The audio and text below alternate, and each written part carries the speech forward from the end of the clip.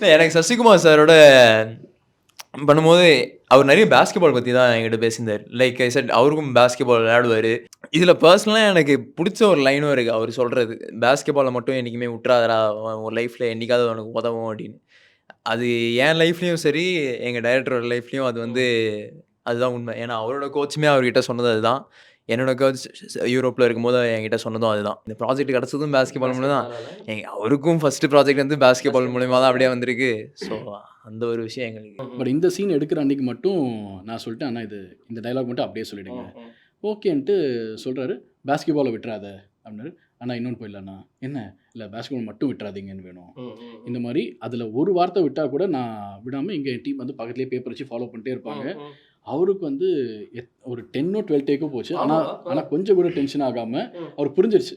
இவன் இதுதான் ஏதோ main காரணத்துக்காக தான் அவன் பண்றான். அப்ப அவருக்கு காரணமும் தெரியாது. ஆனா மிச்ச எல்லா சீனையும் அப்படி எடுத்துட்டு இத மட்டும் இப்படி பண்றான்னா காரணம் இருக்குன்னு சொல்லி 10 டேக்கோ 12 டேக்கோ அதில இருக்கிற ஏன்னா அது என் கோச் எனக்கு சொன்னது. ஒரு வார்த்தை கூட மாறக்கூடாது அப்படின்றதுனால அத அந்த ஹோல் டயலாக்ல சொல்லிட்டு பாஸ்கெட்பால் மட்டும் விட்றாதுன்னு சொல்லுவாரு. அவ்வளோ டேக் போச்சு. But it's very nice to அவ்வளோ பேரோட பேசிட்டு இருந்தாலும், ஷாட் மேல ஒரு கண்ணு இருந்துட்டே இருந்துட்டே இருக்கு. இருக்கு. நான் அங்க முடிச்சுட்டேன்னு கூட சொல்லல. திரும்பி பார்க்குறேன் அவ்வளோதான். உடனே எந்திரிச்சு ஷாட்டுக்கு வந்து நின்னாரு.